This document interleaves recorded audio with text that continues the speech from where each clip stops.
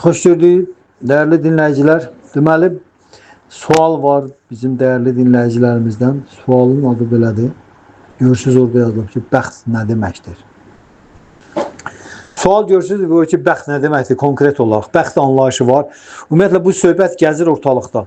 Deyir o ocaq yanmayan yerdən tüstü çıxmaz, elə deyir. Əgər bu fikir, bu söz, bu ifadə ortalıqda varsa, deməli bunun arxasında bu müəyyən bir məlumat daşıyır. Hər bir söz müəyyən bir məlumat daşıyır. Yəni bu söz də müəyyən bir məlumat daşıyır. Yəni o məlumat nədən ibarətdir? Yəni bəxtin fəlsəfəsi nədir? Bəxt anlayışının fəlsəfəsi nədir? Necə başa düşək ki, bəxt deyilən şey var? Deyirlər kimisə bəxti gətirdi, kimisə bəxti gətirmədi. Ya burada mən görürsüz qeyd eləmişəm. Bədbəxt söhbətliyi var. Bədbəxt, pis şeydir də, elə də bədbəxt, bədbəxtlik də var. Orada da bəxt sözü var, amma qabağında bir dənə bəd də var. Sonra xoşbəxt var. Burada da bəxt sözü var, qabağında bir xoş var. Xoşbəxtlik. Bədbəxtlik, xoşbəxtlik. Hər ikisində bəxt sözü var. Bəxtiyar sözü var Azərbaycanda. Bəxtiyar. Yar bilirsiniz də, yar nə deməkdir? Onu bəxtiyar. Bu sözlər bizim leksikonumuzda istifadə olunan sözlərdir. Əvvəldən gəlir, ulu əcdadlarımızdan gəlir. Bunlar elə belə şeylər deyil. Bunların hamısının arxasında çox möhtəşəm nədir? Nəzəriyyə durur. Möhtəşəm bilik durur. Transendental bilik durur. İnsanın ruhu ilə, Tanrı ilə, ruhun Tanrı ilə qarşılıqlı münasibəti ilə əlaqədar olan məsələlərdir bunların hamısı. Yəni ona görə bunlara cismani nöqteyi nəzərdən yaxınlaşsaq, ancaq bəxti, ancaq cismani bədənlə əlaqədar bu məsələyə baxsaq heç nə başa düşən deyilik. Ona görə də insanlar bu məsələdə heç nə başa düşə bilməyəndə, anlayış ortalığa çıxarda bilməyəndə deyirlər ki, bəziləri inanır ki, bəxtim gətirdi söhbətin yeri var. Bəziləri də deyir ki, yox, nə bəxtdir, hər şey Tanrının əlindədir, hər şey insanın öz əlindədir, bəxt söhbəti, boş söhbətdir. Amma bu ifadə var ortalıqda, bu termin var ortalıqda, bu söz var. Özdə dünən yox, sırağa gün düşünülmüş sözdür. Bu söhbət, bu söz da qədimlərdən süzülüb gəlir bizim, necə deyirlər, dilimizdən. Ulu babalarımızdan belə gəlir, axtarıb geçsək görəcək ki, bu söz gedib çıxır, bəxt sözü. Ona görə də bunun sözsüz ki, bunun nəzəriyyəsi var, bunun fəlsəfəsi var, bunun biliyi var. Bu belə deyil. Yenə də təkrar edirəm. Yalnız buna, bu bizim ruhi şəxsiyyətimizlə, ruhi varlığımızla, mənəvi dünyamızla, Tanrı Allah Ali şəxslə, bizim Tanrı ilə münasibətlərimizlə əlaqədə olan bir dənə termindir, belə bir dənə sözdür, bir ifadədir, bildiyiniz nətər, bir anlayışdır. Ancaq özümüzü cisimlə eyniləşdirərək, bu ət, sümük, qan, sidik, nəcis birləşməsi mənəm. Bax, bununla eyniləşdirərək, bunun prizmasından baxsaq, bu sözü başa düşmək qeyri-mümkündür. Çox sözləri, mən bax, hamıza atmışam 2 dənə mühazirə, nuşican nə deməkdir? Buna da görsək, cismani konsepsiyadan yanaşan isə başa düşürsən. Ümumiyyətlə, bədən konsepsiyasından yanaşanda həyatın heç bir qanununu, heç bir nəcib qanununu, heç bir qaydasını, heç bir ayini, heç bir ənənəni başa düşmək qeyri-mümkündür. Heç bir qadağanı, məhdudiyyəti, çərçivəni, dini və yaxud milli adətənə olan şeylərin heç birini başa düşmək olmur. Yerli, yataqlı. Ancaq bədən konsepsiyasından baxanda başa düşdünüz. Ona görə də deyilir ki, həyat fəlsəfəsinin, din fəlsəfəsinin, bunların hamısının əlifbası, yəni nəyin üzərində durub hər şey, nədən başlayır? Oradadır ki, mən bədən deyiləm, mən ruhi canım. Oradan başlayır. Yalnız bu konsepsiyadan, bu prizmadan baxanda hər şeyi başa düşmək olur. Bildiniz?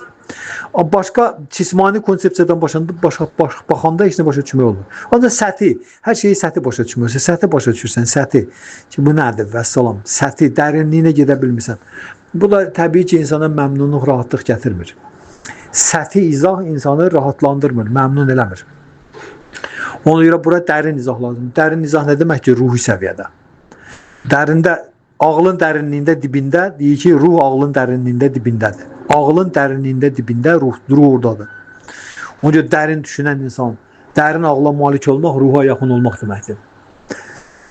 Buna görə də bu ifadənin də məhz ruhi konsepsiyadan izahı var. İlahi konsepsiyadan izahı var.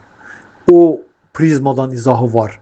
Cismani konsepsiyadan, cismani səviyyədən, cismani prizmadan bunu başa düşmək mümkün deyil. Bildiniz, çox səthi bir dənə izah alınır. Belə də qeyri-müəyyən bir izah alınır. Bildiniz.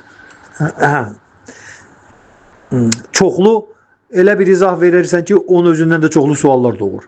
Yəni, bədən konsepsiyasından yanaşanda istənilən bir şeyə, bədən konsepsiyasından. Ya da dini söhbətlərdə, məsəl üçün, müqəddəs kitabların çoxlu məsələlər var ki, onlar ancaq bədən konsepsiyasından, mən bədənəm prizmasından yanaşanda, orada o qədər cavabsız suallar çıxır ki, ortalığa. O qədər cavabsız suallar ki, məcbur qalır təbliğatçı, belə dini təbliğatçı məcbur qalır ki, sual verəni neyəsə ağzını bağlasın ki, çox sual vermə. Niyə görə? Çünki bədən konsepsiyasından, mən bədənəm konsepsiyasından həqiqəti araşdırıb analiz eləmək qeyri-mümkündür. Həqiqət bədəndən dərinlikdədir, bədəndən deyil, bədən illüziyadır. Maddi bədən illüziyadır. Maddi bədən bizə illüzor enerji verir, şeytan verir. Tanrı vermir. Həqiqət ruhdur. Həqiqət Tanrıdır. Bildiniz? Ona görə də həqiqəti başa düşmək üçün insan gərək hökmən mən bədən deyiləm, ruham əlifbasını qəbul eləsin həyatına. Mən bədən deyiləm ki, mən ruhi canam. Ondan sonra ruhun rifahı, ruhun iradəsi, ruhun istəyi, arzusu, ruhun təbiəti, ruhun var dövləti, malı, mülkü, ruhun xoşbəxtliyi, ruhun həzzi, hər şey, bax bunlar, başa üstüyü nətər? Bunlar ortalığa gəlir. Bax, belə olanda insan həyatı məna ilə onda olur. Və istənilən nəzəriyyəni, istənilən fəlsəfəni, istənilən termini bu prizmadan, bu konsepsiyadan başa düşmək olur, dərk eləmək olur. Əks halda mümkün deyil. İndi bəxt məsələsinə gəldik. Bəxt, konkret olaraq bəxt nə deməkdir? Veda biliyində nəyi ki mən öyrənirəm, nəyə ki mən əsaslanıram danışanda, Veda biliyində bəxt, hətta bəxt ilahəsi deyilən bir şey var. Bəxt ilahəsi. Nəyə ki bəxt anlayışı var, hətta bəxt ilahəsi var. Bildiniz? Bəxt ilahəsi Baginya Udaça rusca deyirlər. Baginya Udaça. Bəxt ilahəsi Veda biliyində onun adı gedir sanskrit dilində Lakshmi. Lakshmi bəxt ilahəsidir. Deməli, Lakshmi bəxt ilahəsi Tanrı Narayananın, Allah adı şəxsi Narayananın, Vishnunun zövcəsidir. Həyat yoldaşıdır. Əbədi nədir? Sevgilisidir Tanrının. Bəxt ilahəsi. Bildiniz, kimdir bəxt?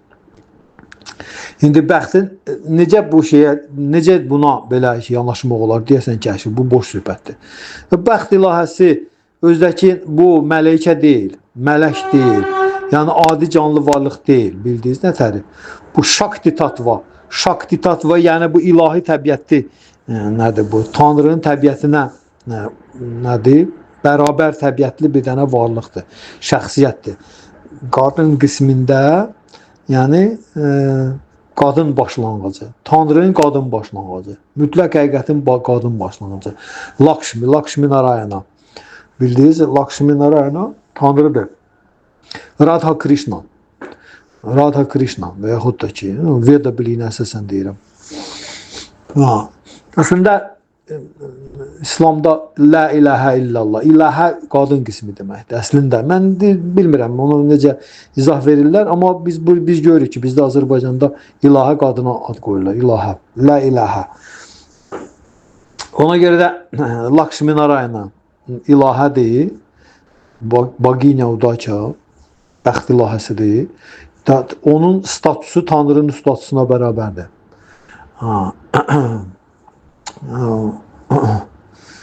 Ona görə də bəxt ilahəsi varsa, deməli bəxt anlayışı da var.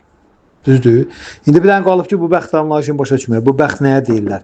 Niyə görə bu bizim dilimizdə bu söz ta əzəldən bu yana var? İndi bu saatin üzündə də bu istifadə olunur. Elə sual da bunun üstündədir ki, bəxt nə deməkdir? Niyə görə deyirlər kimisə bəxti gətirib, kimisə bəxti gətirmir? Bildiniz? Bəxtimə düşən budur. Xoşbəxtlik. Xoşbəxtlik sözündə kök bəxt, bəxt. Qabağına qoyulub xoş, axırında da lik, xoşbəxtlik, bəxt, bədbəxtlik. İndi bu nə anlayışdır? Nəcib anlayışdır, çox nəcib anlayışdır. Yalnız təkrar eləyirəm, yalnız ruhi prizmadan və bir də ilahi prizmadan dərk olunandır. Niyə görə? Çünki bəxt ilahəsi Tanrının əbədi əzəli zövcəsidir. Lakshmi deyirlər ona sanskritdə. Bu təkrar eləyirəm. Bildiniz? Məsələnin ciddiliyinə görə. Ona görə də görün hansı məqamdan bu dərk olunası bir şeydir. Biz cismani konsepsiyadan bunu başa düşə bilərik? Yox. Başa düşə bilməzik. Belə başa düşmədiyimiz şeyə də biz nə edir? Əl yerləyirik. Deyir, bu boş söhbətdir. Başa düşürsünüz? Alın yazı, qismət, talih boş söhbətdir. Niyə görə başa düşmürük, izah edə bilmirik. Bu deyir, Həzrət Əli əleyhissalam deyirdi, insan deyir başa düşmədiyi şeyə düşmən kəsilir. Ona görə bu bəxt ilahəsi Tanrının ali həqiqətin, mütləq həqiqətin qadın başlanğıcıdır və o özü canlı varlıq kateqoriyasında deyil, bizim kimi da sıravi bizim kimi. Bildiniz? O ilahi kateqoriyada, o deyək ki, Veda biliyinə əsasən Vishnu tatva var, Tanrının məqamıdır, Allahın məqamıdır, tatva mövqe deməkdir. İlahi məqam. Sonra Civa tatva var, bu bizləri, adi canlar, adi ruhi canlar, adi bizlər də, küllü miqdar hesabsız. Bir də Shakti tatva var. Shakti tatva Tanrının həmən bax qadın başlanğıcıdır. Shrimati Radharanidir, Lakshmidir. Hələ ondan əlavə bir də Shiva tatva var. O da Həzrət Şivaya aiddir. Ona görə Lakshmi Shakti tatvadır. Bu ilahi başlanğıclığı, ilahi tatva, ilahi mövqeyə malik olan bir məsələdir, bir şəxsiyyətdir bu. Ona görə bunu bədən məqamından bunu başa düşmək çox çətindir.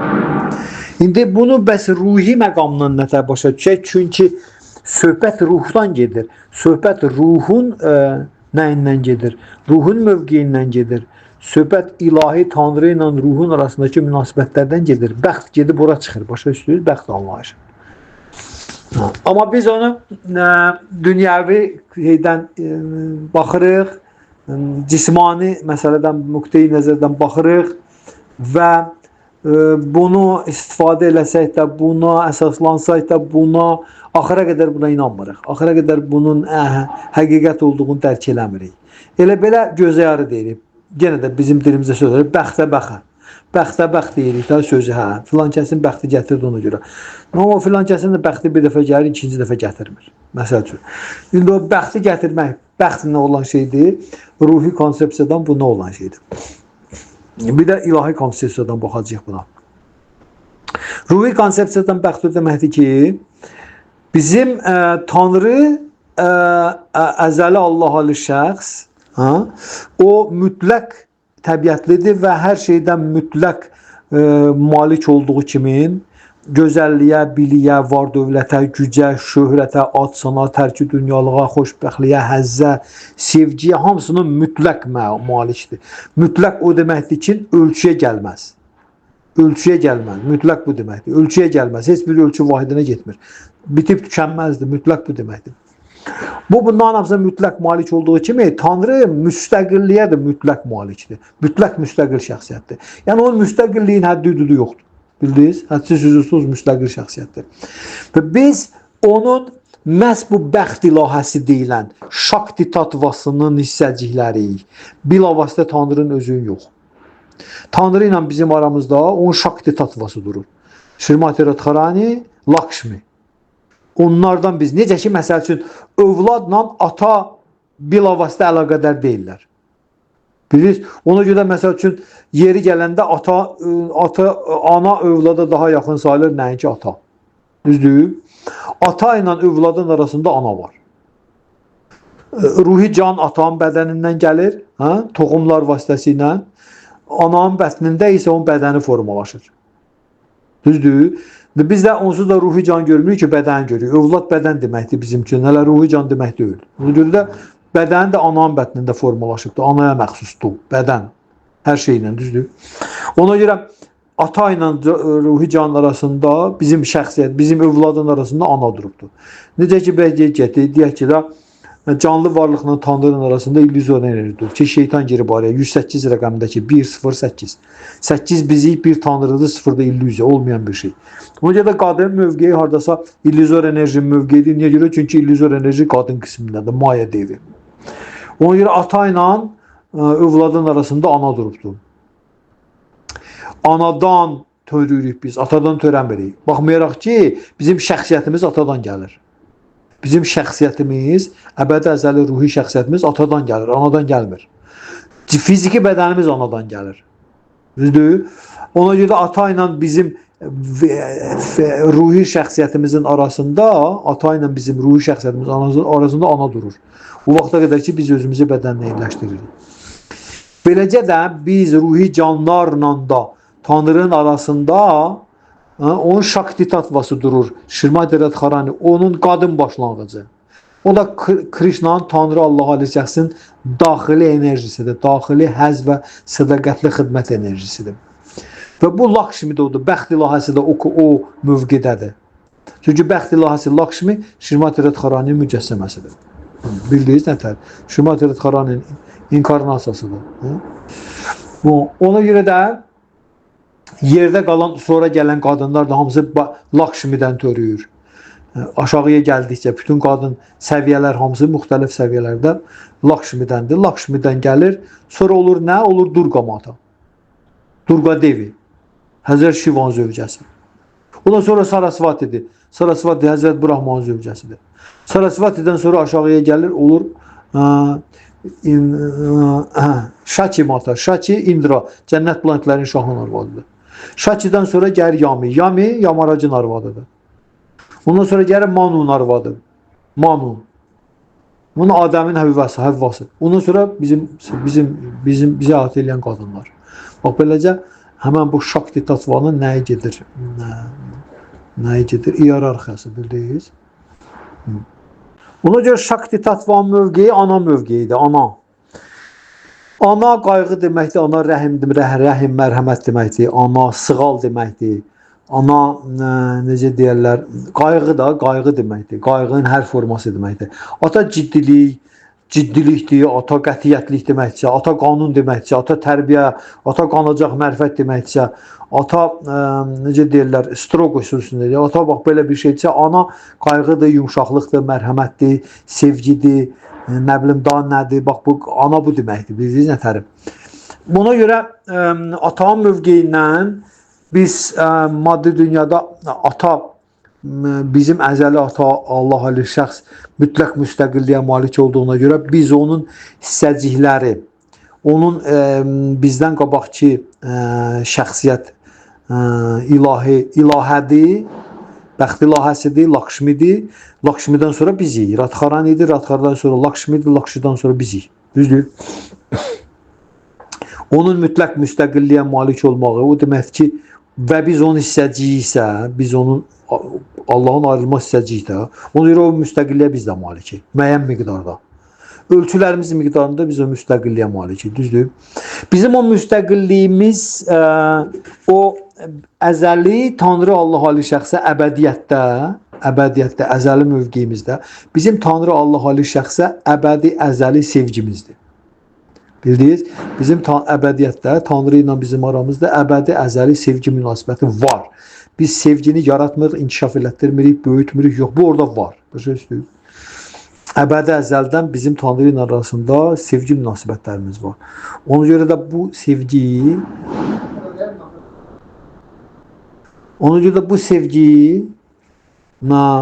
deməli biz özümüzü unudanda, bədənlə eyniləşdirəndə, Tanrı'nı unudanda, Tanrı'ya olan qarşı bizim bu sevgimiz nətəri transformasiya olur, bildiniz? O transformasiya olur şəhvətə və təbii ki, müstəqilliyimiz həmən o sevginin nədir? Fundamentidir, aslında o əsasıdır, özülüdür. Bizim müstəqilliyimiz həmən o sevginin özülü. Niyə görə? Çünki sevgi elə bir duyğudur ki, o mütləq müstəqillik tələb edir.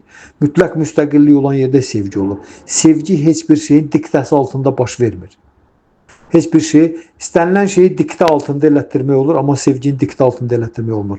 Ona görə də Tanrı, xristianlar deyir ki, Allah boqətə lübov, Allah sevgi deməkdir ki, Krishna sevginin qarşısında öz acizliyini göstərə bilir. Tanrı sevginin qarşısında öz acizliyini nümayiş etdirə bilir. Çünki sevgi bu qədər qüdrətlidir onun üçün. Sevgi bu qədər onun üçün dəyərlidir. Baxmayın ki, sevginin mənbəyi onun özüdür, bildiniz? Krishna'nın özüdür. Tanrı'nın özüdür, bildiniz?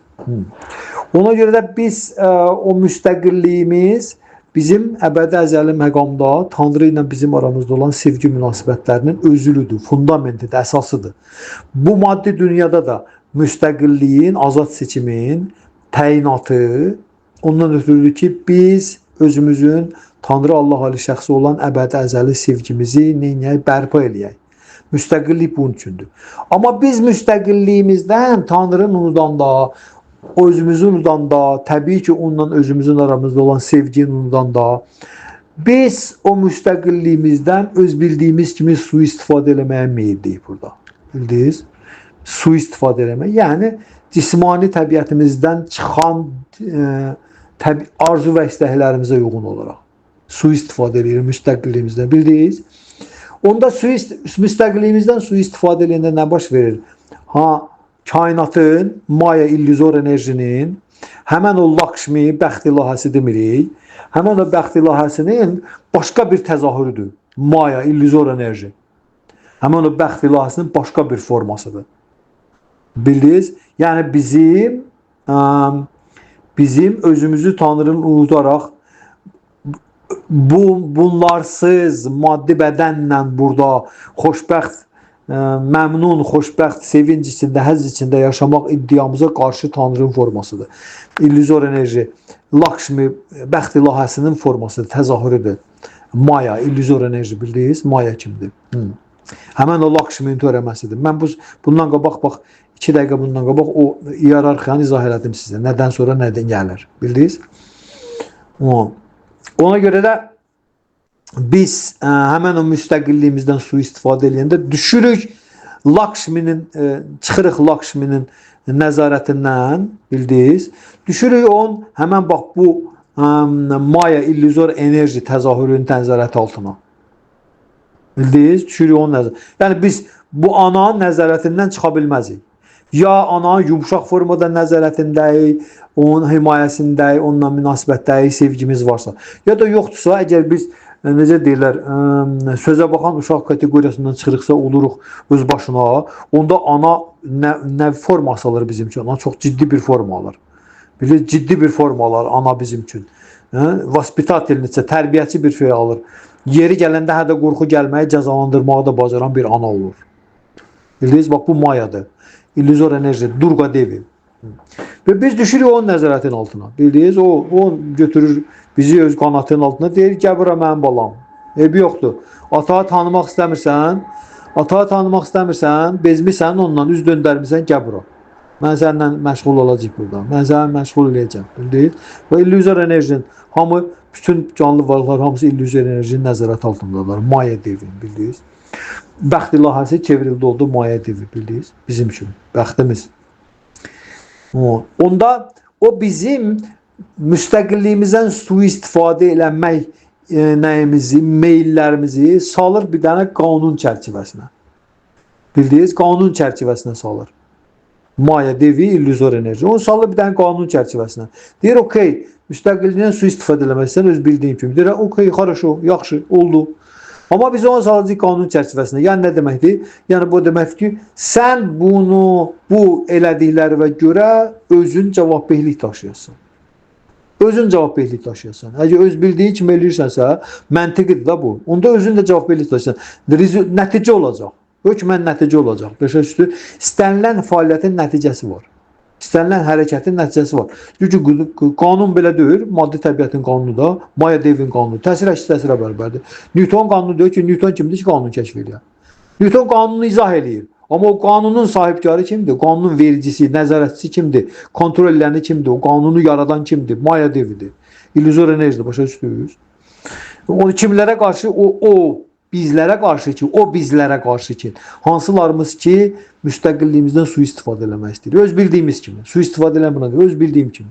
Nə təstəyirəm, yiyirəm, nə təstəyirəm, yatıram, nə təstəyirəm, giyinirəm, nə təstəyirəm, danışıram, nə təstəyirəm, düşünürəm, nə təstəyirəm, fəaliyyət göstərib, özüm bilərəm. Heç kim mənim üzərimdə ağalıq elə bilməz. Başa düşdünüz? Bax, buna deyirlər müstəqilliyindən sui-istifadə eləmək. Onda illüzor enerji Maya Devi, bəxt ilahəsinin təzahürüdür.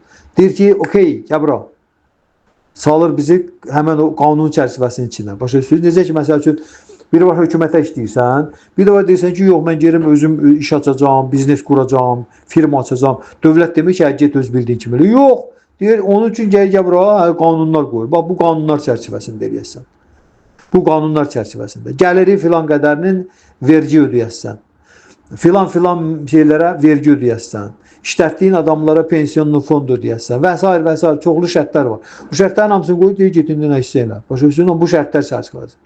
O gördünüz, eyni ilə də o şey baş verir ki, biz öz başımızalıq eləmək istəyəndə, öz başınalıq eləmək istəyəndə, müstəqilliyimizdən sui-istifadə eləmək istəyəndə, Maya Devi, illüzor enerji deyir, okey, gəl bura. İndi çərçivəni qoydu, başa düşdünüz. Və ondan sonra bizim fəaliyyətimiz, nitqi, düşüncə, bir də əməllər vasitəsilə həyata keçirdiğimiz fəaliyyətimiz düşür maddi təbiətin qanununun nəyinə, diktəsinin altına. Qanun diktəsinin altında. Sən qanunundan asılı vəziyyətdəsən. Yəni, belə bir söz var, deyir ki, hər şey eləməkdə azadsan.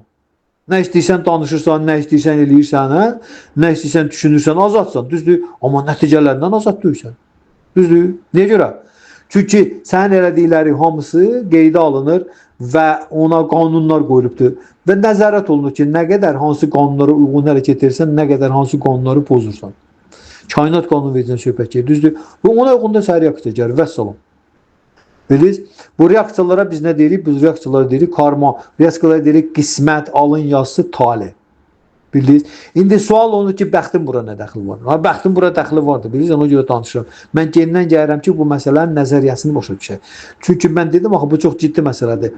Ruhani və ilahi konsepsiyadan başa düşüləsi bir məsələdir, bildiniz? Mən ona görə məhz ruhun, bir də Tanrının prizmasından izah edirəm bunu. Bədənin nöqteyi nəzərindən yox. Buna görə biz indi bundan sonra nə qədər çox davam eləyəcəksə özümüzün bax bu cür dünya görüşümüzü, öz bildiyim kimi yaşayıram.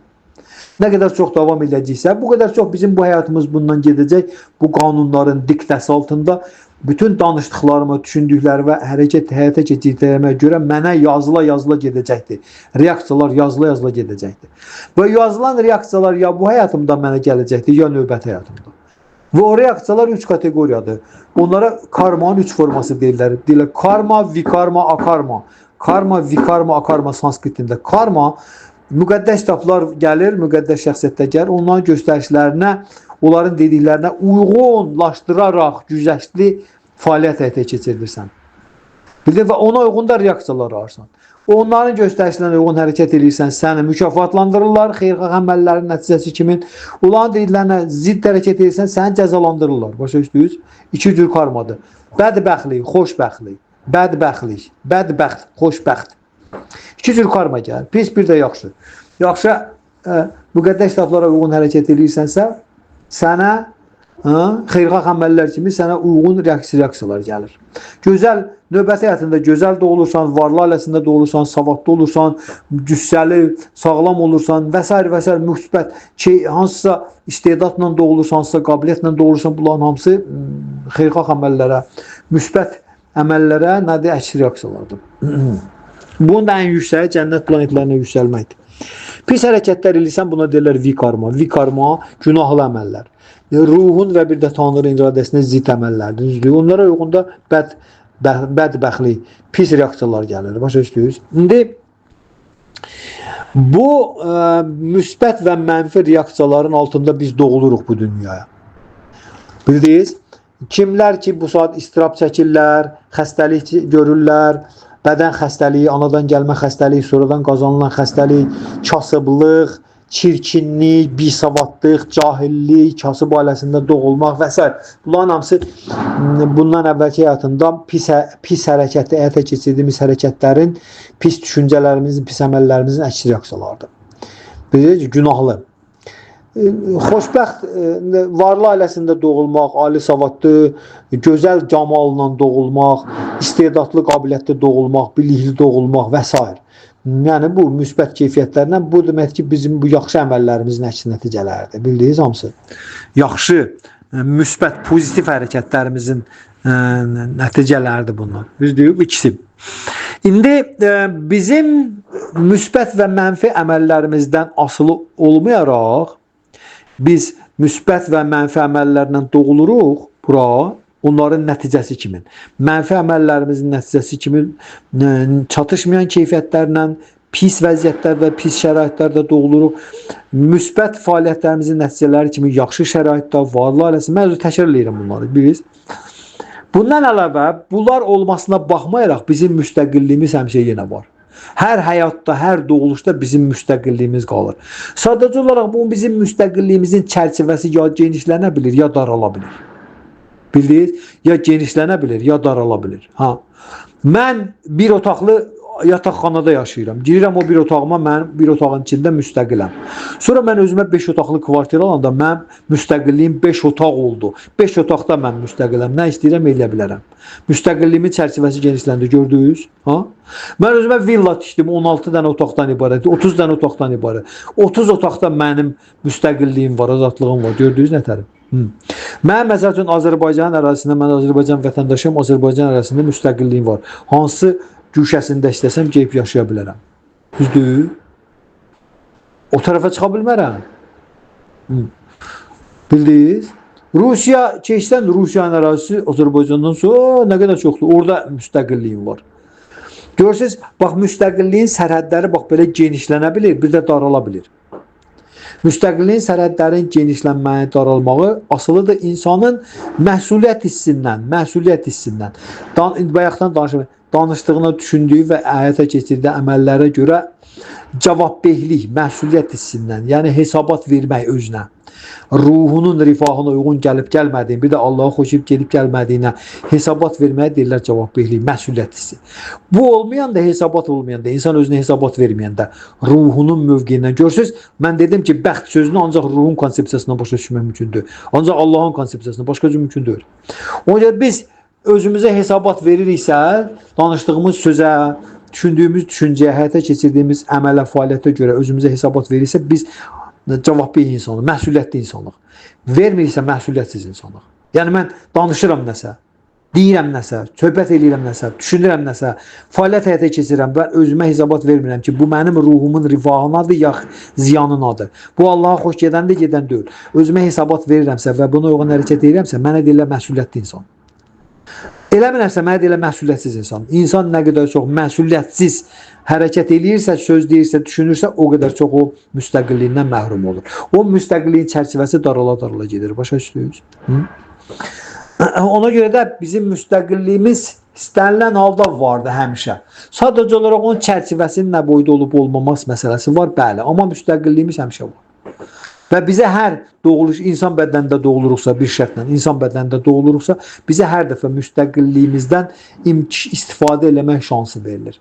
Ona görə deyilir ki, insan taleyinə düşəni dəyişə bilməz. Taleyinə düşəni dəyişə bilməz insan.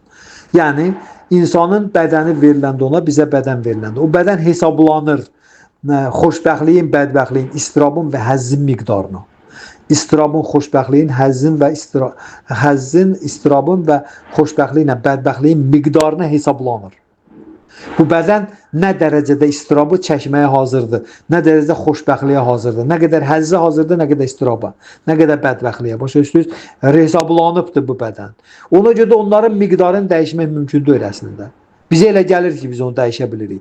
Bizə elə gəlir. Başa düşdünüz? Amma bunu dəyişmək mümkündür. Ona görə Azərbaycan deyilir ki, qismətdən artıq yemək mümkün deyil. Qismətdən artıq yemək mümkündür. Qismət nədir? Qismət, bundan əvvəlki elədiyin fəaliyyətin əks təsirlərinə uyğun sənə ayrılmış dolyadır. Həzz və xoşbəxtlik, bədbəxtlik və istirab. Buna deyilir qismət. Onu dəyişmək mümkündür. Amma bizim müstəqilliyimiz həmişə olduğuna görə, baxmayaraq ki, biz pis və yaxşı əməllərimizin əks təsirlərini yaşayırıq, buna baxmayaraq paralel böyürdə bizim həmişə çərçivəsinin nə dərəcədə olmasından asılı olaraq bizim müstəqilliyimiz həmişə var. Başa düşdünüz? Sadəcə olaraq təkrar edirəm. O nə qədər olması məsələsi var. Nə dərəcədədir o müstəqilliyimiz? Hansı çərçivədədir? Miqdar fərqi var. Başa düşdünüz? Mən həbsxanaya aparsalar, mənim müstəqilliyim həbsxananın kamerası qədərdir. Vəssalam. Oradan o tərəfə mənim müstəqilliyim yoxdur. Buna deyirlər müstəqilliyin çərçivəyə alınması. Başa düşdünüz? Nə ilə çərçivəyə alınır müstəqillik? Maya devinin illüzor enerjinin qanunları ilə. Başa düşdünüz? İndi mənim müstəqilliyimin həmişə qalmağının səbəbi nədir? Ne üçün mənim müstəqilliyim həmişə qalır? Çünki mənim başıma gələnlərə münasibət göstərməyim azadlığım vardı.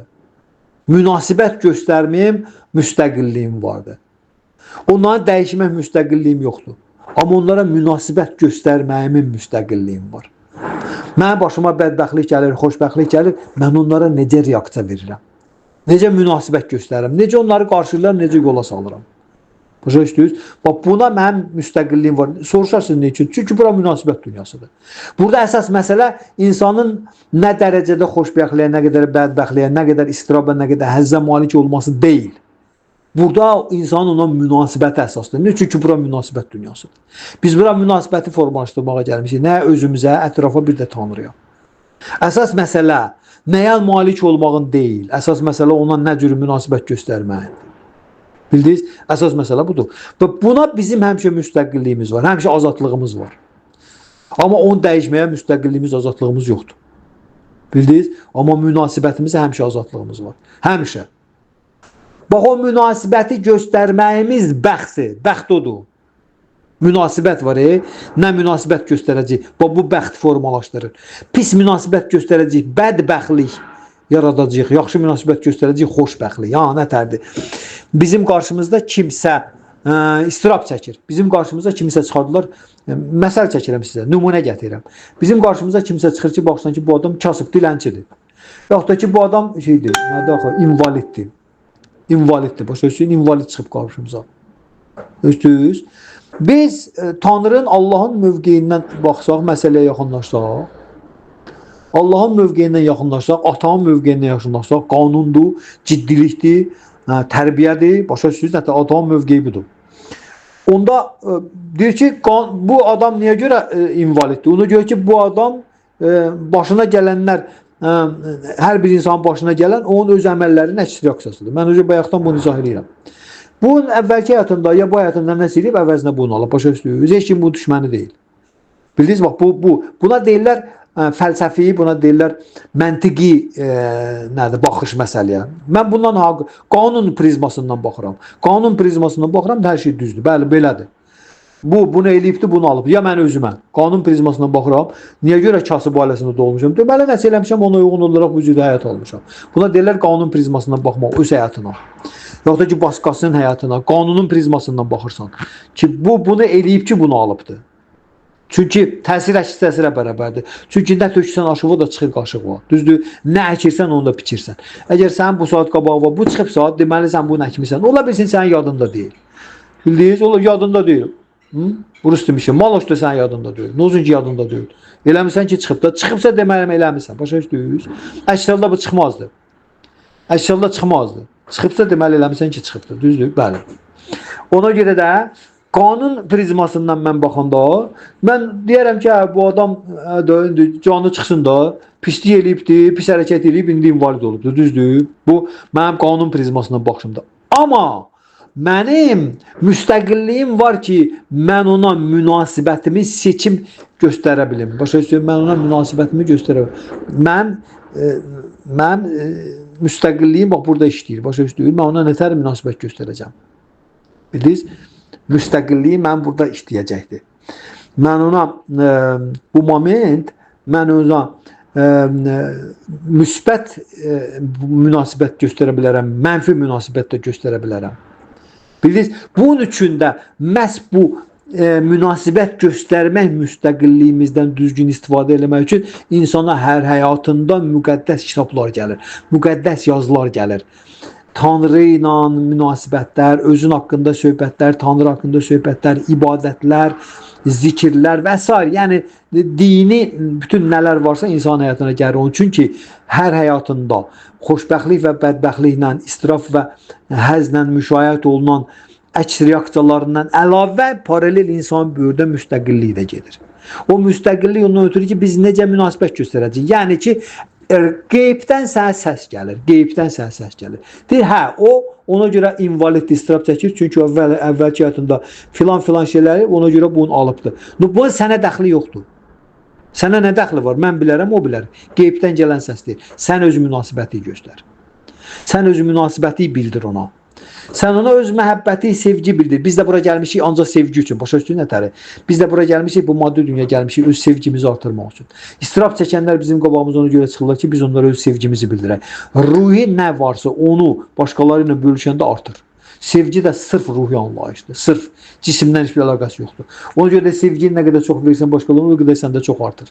Bunun üçün gərək insan o sevginin üstünü açsın özündə. Bunun üçün də nə üçün? Bunun üçün də dini həyat tərzi var. Bunun üçün Allah var, ibadət var, ruh var. Çünki sevgi Tanrı ilə ruhun arasında olan söhbətdir. Gördünüz hardan gəlir nəyin üstünə? Məsələlər. Ona görə də mənim münasibətim, o insana mənim münasibətim, pozitiv münasibətim ona xoşbəxt gətirəcək, mənə də ona da.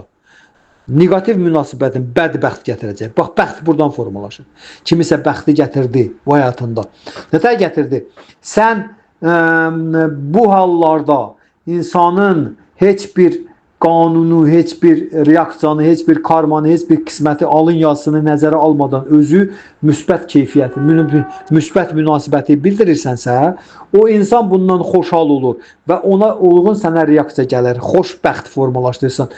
Növbəti etapda sənin qarşına nəsə müsbət bir şey çıxacaq, o sənin bəxtin kateqoriyasında çıxacaq. Necə bu bəxtidir, bəxti gətirdi. Nədən? Bu bəxt nədir? Sən bunu göstərmirsən. Göstərdin, müstəqil olaraq özünün ruhani biliyindən, ruhani praktikandan, düzgün dini praktikandan, düzgün Tanrıya münasibətindən, özünün münasibətindən formalaşdırmısan bunu. Başa düşürsünüz? Bunlar hamısı hardan qaynaqlanır, gəlir. İnsanın ruhi biliyindən, Tanrı barədə biliyindən, insan həyatının mənası, mahiyyəti, təyinatı, ali məqsədi barədə biliyindən, insanın təmənnasızlığından, əvəz gözləmədən, əvəz güdmədən, insanın rəhmdilliyindən, şəfqət duyğusundan. Görürsünüz, bunlar nə qədər müqəddəs kitablarda yüksək qiymətləndirən keyfiyyətlərdir. Rəhmdillik, mərhəmətlilik. Bax, mərhəmətlilik nə deməkdir? Mərhəmətlilik o deməkdir ki, sən qarşındakı insanın əzab-əziyyət çəkməsinə baxmayaraq, onun buna layiq olmasına baxmayaraq, sən ona mərhəmətli olmaq o deməkdir ki, sən onu bağışlayıq mövqeyindən yanaşırsan. Bağışlamaq mövqeyindən. Allahın bağışlanma əhval-ruhiyyəsi, bağışlanma nəyi? Əhval-ruhiyyəsi, bağışlanma münasibəti səndən keçib gedir ona. Çeressən, rus demişkən, çeressən. Sən vasitənlə gedir ona. Başa düşürsünüz? Bağışlamaq. Hamının bağışlamağa ehtiyacı var. Hamı iradəsindən məhrumdur və özünün bağışlanmasına ehtiyacı yaşayır. Ki bunu bağışlasınlar, başa düşdünüz? Hamının bağışlanmağa ehtiyacı var. Bağışlamaq da Allahdan gəlir. Bunda insan Tanrı ilə münasibətlərini düzgün qoyanda, özündə düzgün inkişaf elətdirəndə, ruhi həyatına, Tanrıya qarşı münasibətlərinə düzgün yanaşanda, onda Allahın bağışlanmaq əhval-ruhiyyəsi belə insanın qəlbində də olur. Möminlərdə, müqəddəslərdə belə bir əhval-ruhiyyə var. Ona görə xristiyanlar da belə bir şey ki, gedilər çerkvə, kilsəyə öz günahlarını sadalayırlar və oradakı o dini mütəxəssis onların günahlarını bağışlayır, buraxır deyək ki. Bu şeylərin hamısı bəxt anlayışını formalaşdırır. Bəxt buradan qaynaqlanıb gəlir, başa düşdünüz? Belə olanda insanın bəxti bax buradadır. Onun müstəqilliyindən istifadə eləyərək başqasına göstərdiyi düzgün və pozitiv və negativ münasibətlədir. Bildiniz? Və gələn etapda bəxti gətirmək bu deməkdir. Bəxtin gətirdi bu deməkdir ki, sən özünün müstəqilliyindən istifadə edib düzgün münasibət göstərmirsən. Pozitiv münasibət göstərmirsən kiməsə qarşı. Onun layiq olduğunu nəzərə almadan. Onun buna layiq olub olmadığını nəzərə almadan. Sadəcə olaraq. Ona görə bəxt sözü sanskrit dilindəki bhakti sözündəndir. Bhakti. Bhakti. Bhakti devi bəxt ilahəsidir. Bhakti devi də olmaz. Bhakti devi həmən o bəxt ilahəsidir. Bildiniz? Bhakti devi həmən o bəxt ilahəsidir. Şrimati Radharani Bhakti devi Şrimati Radharani mücəssəməsidir. Lakshmi Şrimati Radharani mücəssəməsidir. Tanrının o müdrək həqiqətin qadın başlanğıcını bildiniz. Və onun adı Bhakti devidir. Bhakti devi. Bəxt ilahəsi oradan gəlir. Bəxt oradandır. Çünki bəxt ilahəsi ondan törür. Bhakti devidən. Bhakti devi, Bhakti. Bhakti sözünün tərcüməsi belə biraz çobut edilsə, elə belə, heç nədən. Deyirsən ki, sən filan şeyi filan kəsən nə üçün elədin? Deyir üçün, elə belə puru. Elə belə. Yəni bu sözün tərcüməsi bu deməkdir. Elə belə. Bilirsiniz nətər? Kiməsə elə belə də, hansısa elə belə heç nədən xoşum gəldi. Vəssalam. Xoşum gəldi bundan. Vəssalam. Heç bir səbəb yoxdur. Mən bu yaxşılığı buna elədim. Soruşurlar niyə gördün? Heç belə də belə. Belə elədim. Yəni ortada hansısa bir qanun, hansısa bir səbəb yoxdur. Sadəcə olaraq elə belə elədim vəssalam. Yəni daxilimdəki o mərhəmət duyğusundan çıxış elədim. Rəhim duyğusundan çıxış elədim. Şəfqət duyğusundan çıxış elədim. Sonra sizdən sevgidən çıxış elədim. Bax bu bəxti formalaşdırır. Bildiniz? Bəxt buradan qaynaqlanıb gəlir. Bax bəxt buradandır. Bunun arxasında Tanrının bəxt ilahəsi durur. Başa düşdünüz? Bəxt ilahəsi. Şrimati Radharani durur. Bhakti Devi durur. Bhakti Devi. Bhakti yoga sözü elə bəxt sözü Bhakti sözündən yaranıb. Bhakti heç nə elə belə, heç nəsiz, heç bir səbəbsiz. Mən Tanrını sevirəm. Niyə görə heç nə elə belə, heç nədən. Xoşum gəlir prosto. Səbəb yoxdur, bildiniz nətəri? Nə qanun yoxdur, nə də səbəb. Nə qanun yoxdur, nə səbəb. Sadəcə olaraq elə belə, sadəcə olaraq başa düşdünüz. Bu duyğu insana gəlir onun düzgün ruhi praktikasından, Tanrıya düzgün münasibətlərindən, səmimiyyətindən gəlir daha doğrusu. Səmimiyyətindən, nə qədər çox səmimidirsən. Bildiniz? Və belə bizim bu cür münasibətimiz həmən o qarşımızda olana bəxt kimi təzahür eləyir və növbəti etapda bizə bu bəxt kimi gəlir, qabağımıza çıxır. Bəxt kimi. Bizə də hansısa bir etapda heç nədən, heç bir səbəbsiz. Bəxt buna deyirlər də. Bəxti heç nəylə, heç bir qanunla izah eləmək mümkün deyil ki. Bəxti gətirir də. Nətər onu bəxti gətirir? O bəxtin arxasında nəsə varsa o bəxt deyil. Başa düşdünüz? Heç nəsiz, səbəbsiz. Kimsə səbəbsiz götürdü, məbun elədi, vəssalam. Məndə bu alındı. Otursan ona səbəb qoysan, qanun qoysan, nətər deyirlər, izah eləməyə çalışsan, o bəxt olan deyil. Bəxt kateqoriyasına çıxacaq, o düşəcək karmaya. Olacaq karma, deyəcək, bu karmadır, bu eləyibdir, bu da əvəzidir. Priçom burada bəxt rus demişlər, düzdür, bəli. Ona görə də, bax, heç nəsiz elə belə, sadəcə olaraq elədim də, vəssalam. Bildin? Bu da hardan gəldi? Yenə təkrar eləyirəm, sözümüzü, söhbətimizi yekunlaşdıraq. Mən fikrimi hardan gətirdim, çıxartdım bura. Gördünüz? Müstəqillikdən sui-istifadə eləməkdən və s.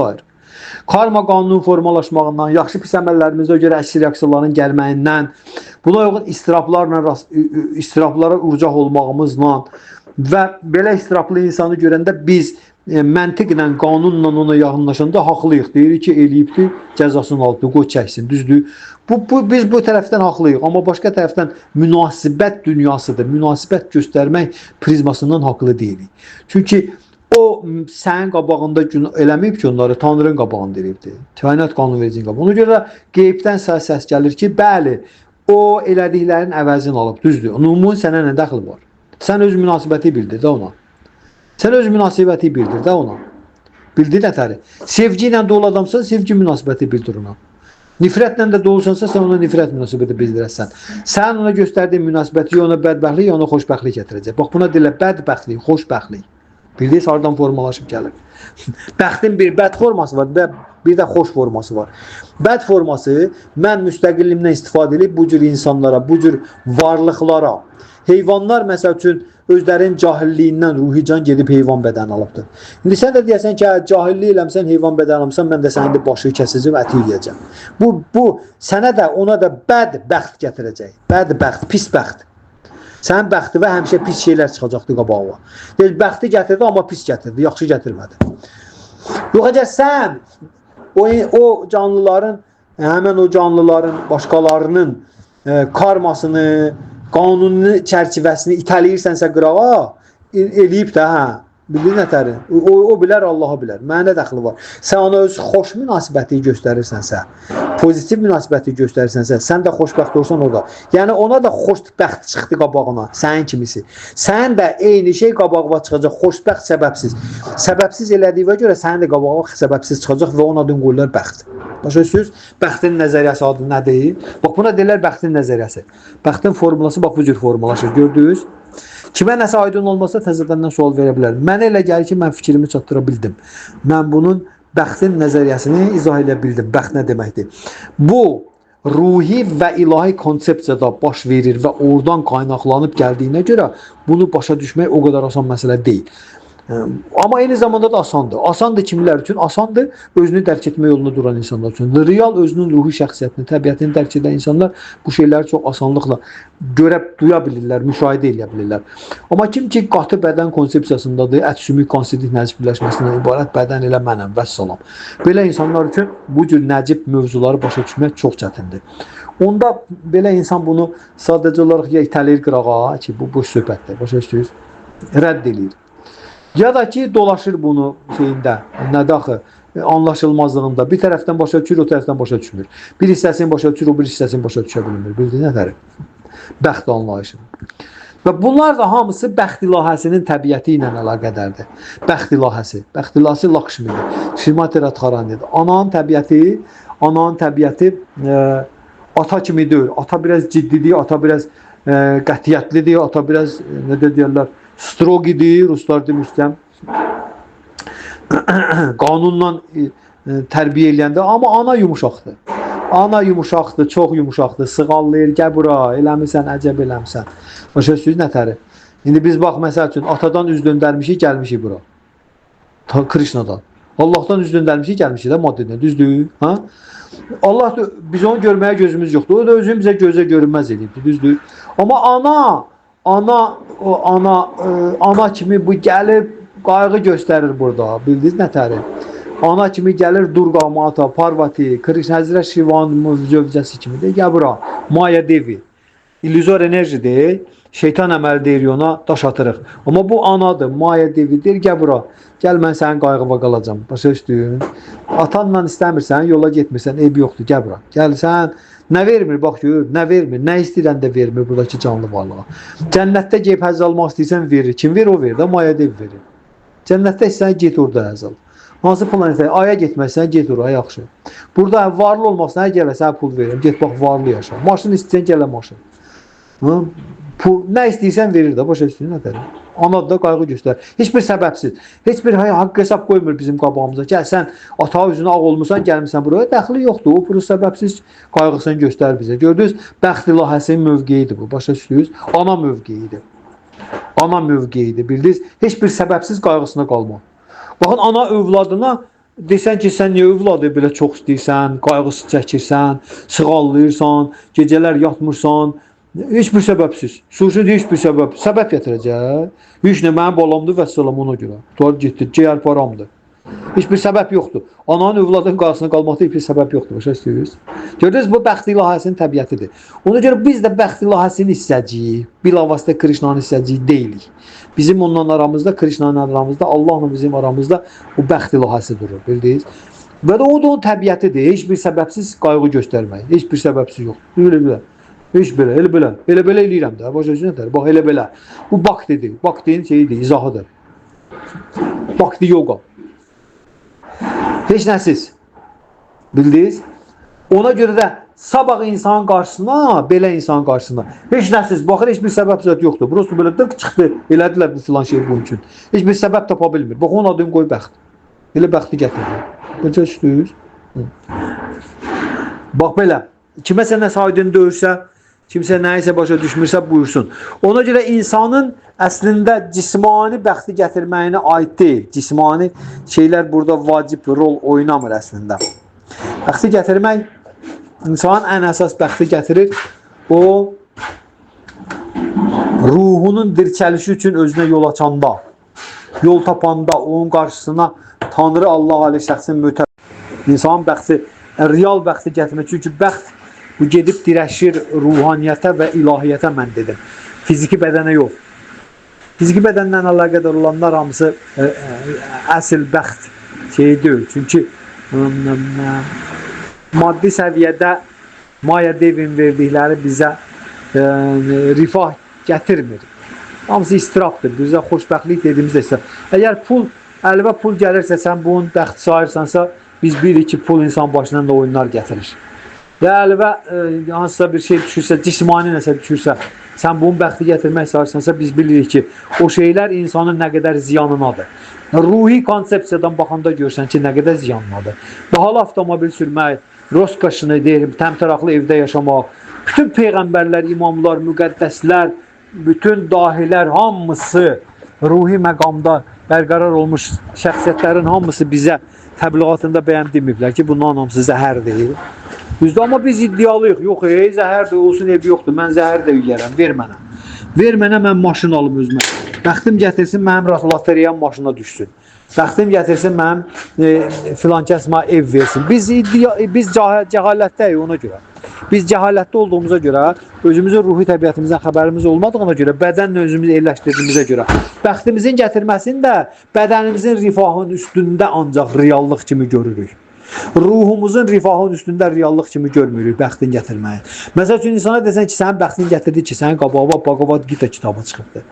Və bunda elə bir şey görmür. Sənin qabağıma Allahın pak fədaisi çıxıbdır. Başa düşdürsən? Bunlar da deyir, əşi, nə deyil. Amma biz reallıq görürük ki, sənin bəxtin gətirdi, getdim loteriya aldım, sıracım, bir dənə Lexus maşın düşdü. Biz bunda görürük. Bu da şey deyil, bunlar hamısı illüziyadır. Başa düşdünüz? Bu cür bəxti gətirmək düşüncəsi illüziyadır. Başa düşdünüz? Şeydir də, biz istirabı xoşbəxtliyimiz kimi görürük. Maddi həyatın hər bir şeyi istirabdır əslində. Başa düşdünüz? Bu faktdır. Biz bunu əşi deyib əlimizi yerləyə bilərik.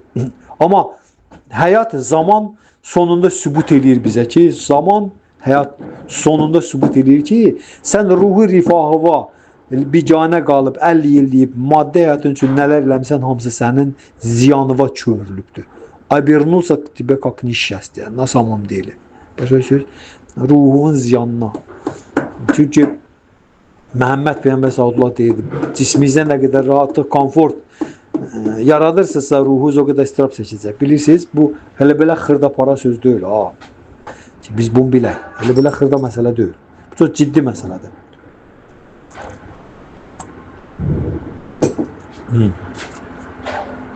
Kiməsə nəsə aydın deyil. Kimsə nəsə məmnun qalmadı cavabdan ki, yox məni o bəxt maraqlandırmır. Məni cismani bəxt maraqlandırır. İndi mən bəxtin nəzəriyyəsini bu cür müqəddəs kitablardan bu cür bilirəm və bu cür görürəm. Bu cür də sizə izah eləməyə çalışdım. Nəsə aydın olmasa, nəsə başa düşülməsə, nədənsə nə deyirlər, narazısınızsa, təzədən sual verə bilərsiniz. Bəxtin nəzəriyyəsi budur, bəxtin fəlsəfəsi budur. Mən cismani konsepsiyada baxıramsa bu məsələyə, bu bəxtə, mən bəxt anlayışının realı ilə, həqiqisi ilə üzləşməyəcəm. İllüzoru ilə. Bildiniz? Yəni, bədbəxtliyi xoşbəxtliyim kimi qəbul edəcəm. Bəxt o da bəxtdir də, bədbəxtlik də bəxtdir, sözün kökü bəxtdir. Xoşbəxtlik də sözün kökü bəxtdir. Ona görə mən bədbəxtliyini bədən konsepsiyasında olanda insan bədbəxtliyini xoşbəxtlik kimi qəbul edir. Bildiyiniz nətədir? Mən özümü bədənindən fərqli olan ruhi can kimi dərk eləməkdə əzab çəkirəm. Heç kim bunu bacarmır, düzdür? Hələ mən bu üstündə bir dənə də bahalı maşın 30 dururam. Bildiyiniz nətədir? Hansı 2 cütbürtək, 30 il ömrüm var burada, uzaq başı, düzdür? 20 il, 30 il, 15 il. Da 50 il, yaxşı. Bundan çox düzdür. İndi sən onu illüziya qatını qalınlaşdırır. Bundan azad olmaq əvəzinə yaxa qutarmaq əvəzinə. Bunun qatını artırır əvəzdə. Hədə bahalı maşının var, kişi. Filan qədər evim var, filan qədər pulum var. Düzdür? Bədənlə əlaqədar olan özünün bağlılıqlarını artırmağı insan özünü xoşbəxtliyi sayır. Amma bədbəxtliyidir. Faktiki olaraq bədbəxtliyidir, bildiniz? Düzdür? Yəni bu bəxtin negativ formalarını buna gətiribdir. İndi bəxtin pozitiv formaları gətirməsi üçün insan gərək ruhi rifahın əsas götürsün. Bəxtinin ruhi konsepsiyada gətirməyi, ilahi konsepsiyada gətirməyin nə demək olduğunu başa düşsün. Bəxtim gətirdi. Başa düşdünüz? Bəxtim gətirdi ki, mən elə bir insanla rastlaşdım ki, o məni bütün bu maddi dünyanın bu dırnaq arası parıltılarından mən gözümü çəkdi. Bildiniz nətəri? Bağlılıqlardan mən azad elədi. Mən xoşbəxtliyimi zahirdən qopartdı, öz daxilimdən duymağa imkan verdi. Bax, buna deyirlər bəxti gətirmək. Belə, Hare Krishna.